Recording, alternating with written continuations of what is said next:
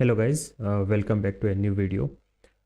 I'm Karan and today we are gonna solve the daily challenge question of LeetCode, question number 1266. Minimum time to visit all the points. Let's understand the question and read the question. So the question is minimum time visiting all points. On a 2D plane, there are n points with integer coordinate points I, x, y. Written the minimum time in seconds to visit all the points in the order given by points.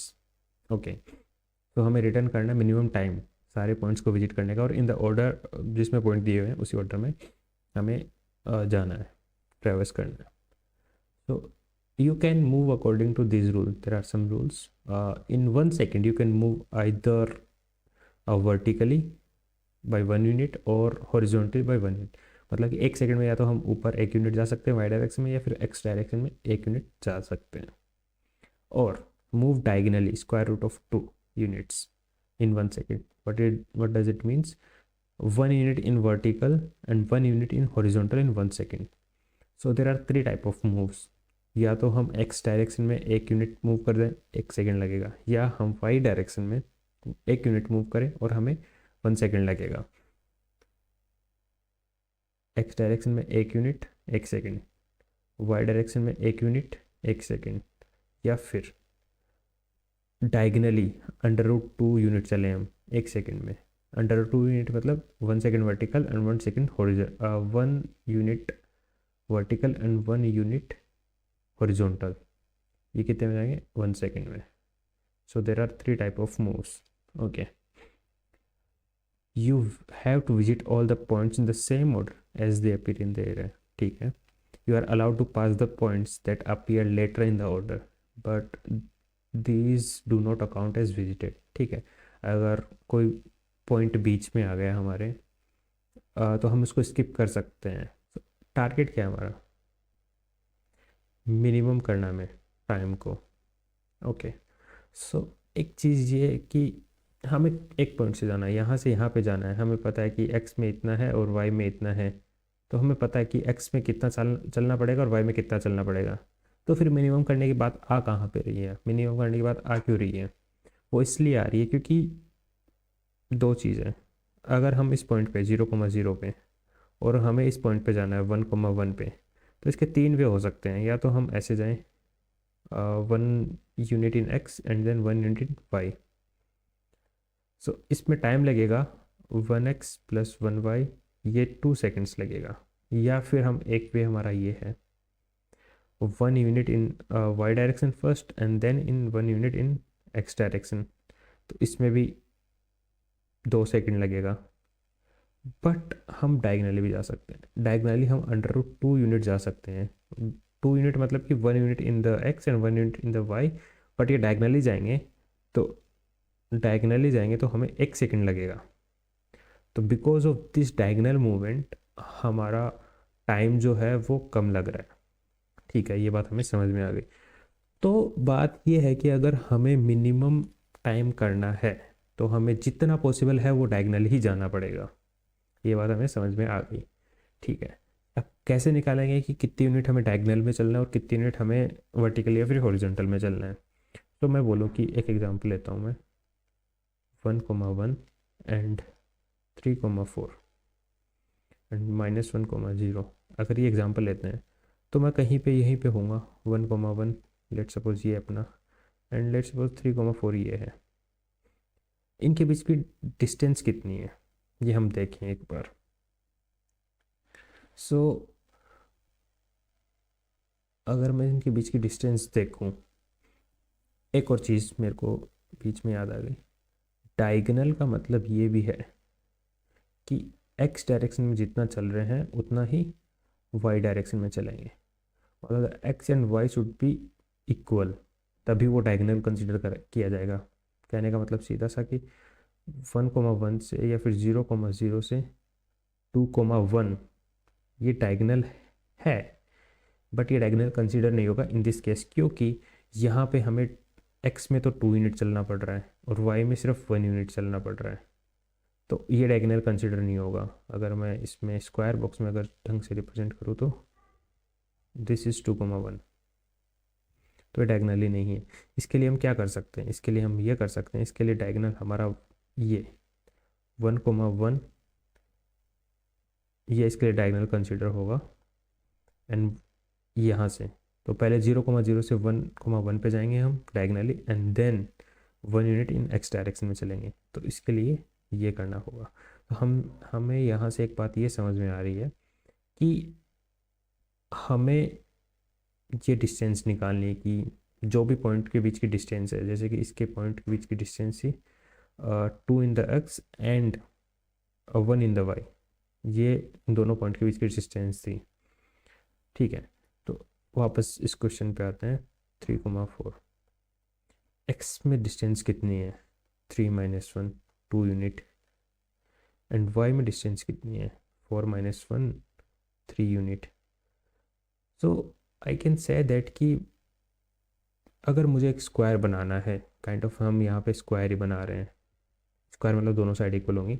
अगर हमें square बनाना है तो वो बनेगा 2,2,2 का, और अगर मेरा 2,2 का स्क्वायर बना तो समवट लाइक ऐसा बनेगा 1,1 और 2, ये 3,1 और ये बनेगा अपना 3,3। सो ये अपना 2,2 का स्क्वायर बन गया। तो हम यहाँ पे बोल सकते हैं, यहाँ पे हम डायगनली जा सकते हैं, और इसका टाइम लगेगा वो लगेगा 2, क्योंकि डिफरेंस इज 3 - 1 2। सो इसका टाइम हमें 2 लगेगा।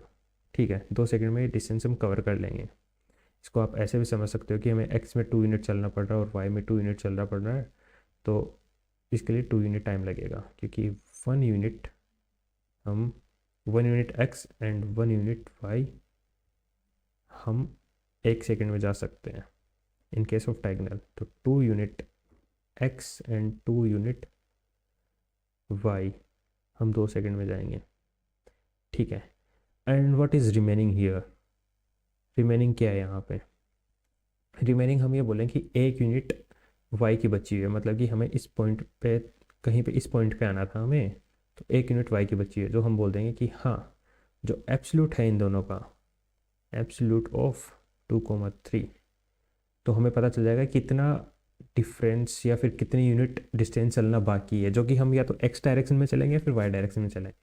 कैसे, अगर ये ऐसा होता है एब्सोल्यूट ऑफ 4,3, एक्स हमें 4 यूनिट चलना होता और वाई हमें 3 यूनिट चलना होता, तो इस केस में हम 1 यूनिट एक्स्ट्रा जा रहे हैं वाई के कंपेरिजन में। या फिर ये केस रहा होता एब्सोल्यूट ऑफ 2,3, तो इस केस में हम 1 यूनिट वाई में ज़्यादा चल रहे हैं कंपेयर टू एक्स। ठीक है, ये हमें समझ में आ गया। तो हमने क्या किया, हमने वो एक स्क्वायर बनाया जिसमें एक्स और वाई की यूनिट, एक्स और वाई की डिस्टेंस सेम हो, तो हम वहाँ पे जाएंगे डायगनली, एंड प्लस जो रिमेनिंग रहेगा, रिमेनिंग डिस्टेंस चलेगी, वो या इधर हम एक्स में जाएंगे या फिर हम वाई में जाएंगे, और उनका टाइम लगेगा वो लगेगा एब्सोल्यूट ऑफ एक्स और वाई जो है, वो जो डिफरेंस आएगा उतना ही टाइम लगेगा 1 सेकेंड। और इसमें जो डायगनली जाएंगे हम, तो डायगनली जो हम जाएंगे वो टाइम लगेगा हमारा मिनिमम ऑफ एक्स और वाई का जो मिनिमम है इनटू 1 सेकेंड। ये अपना फॉर्मूला आ गया आंसर का, और सिंपल यही होने वाला है। और हर एक पॉइंट के बीच में हमें ये डिस्टेंस कैलकुलेट करनी है, मतलब कि ए से बी गए तो ये फॉर्मूला लगाएंगे, एंड देन बी से सी जाएंगे तो अगेन ये फॉर्मूला, एंड सी से डी तो अगेन ये फॉर्मूला। ओके, तो आई गेस आपको समझ में आ गया है। तो अभी कोड करते हैं इसका, चलो। सबसे पहले मैं एक इंटीजर ले लेता हूँ आंसर, जो कि 0 से स्टार्ट हो रहा है, एंड फिर मेरे को लूप लगाना है कहाँ से, i इक्वल टू 0 से लेके पॉइंट्स तक, dot size i plus plus. अब मैं बोलूँगा, मैं एक इंट x ले लेता हूँ, x क्या होगा मेरा, एंड यहाँ पे मैं 0 से स्टार्ट नहीं करूँगा, यहाँ से वो 1 से स्टार्ट करता हूँ, बिकॉज मुझे सब्ट्रैक्ट करना है।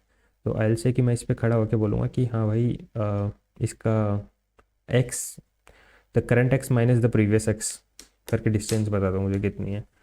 So and I don't know in this case, अगर हम यहाँ पे देखें ठीक ठीक है, मैं यहाँ पे लिखता हूँ फॉर्मूला पहले। तो आई से कि P O points of I comma 0 X है, and P O points comma I -1 the previous one का एक्स।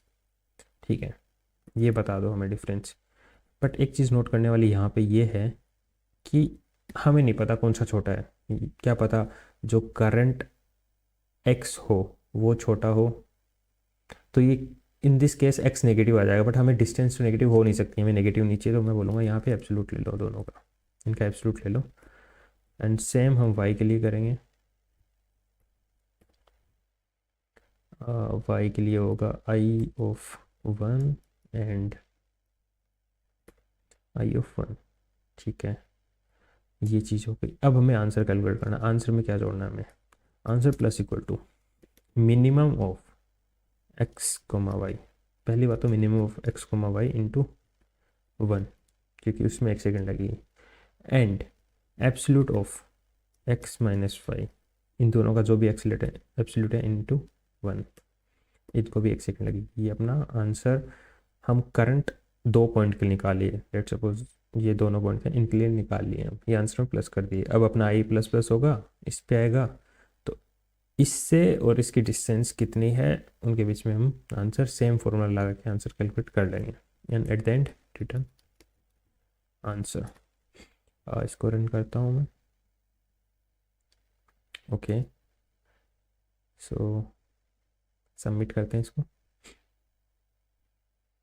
या so it is a pretty good solution because ये स्ट्रेट फॉरवर्ड है। टाइम कॉम्प्लेक्सिटी की अगर इसमें बात करें तो टाइम हमें लग रहा है, हम क्या कर रहे हैं, हम एक लूप लगा रहे हैं ऑफ एन का, तो कंप्लीट पॉइंट्स एरे पे चलेगा, एंड स्पेस हम यहाँ पे कुछ ले नहीं रहे क्योंकि हम कुछ स्टोर नहीं करें, हम एक बस वेरिएबल बनाए हैं आंसर नाम का, एंड 2 वेरिएबल ये बने हैं एक्स एंड वाई के, एंड बस इतना ही है। सो स्पेस कांस्टेंट है and time is of n. So that's it from my side. Thank you for watching the video. If you like the content, like my video and subscribe my channel, and thank you.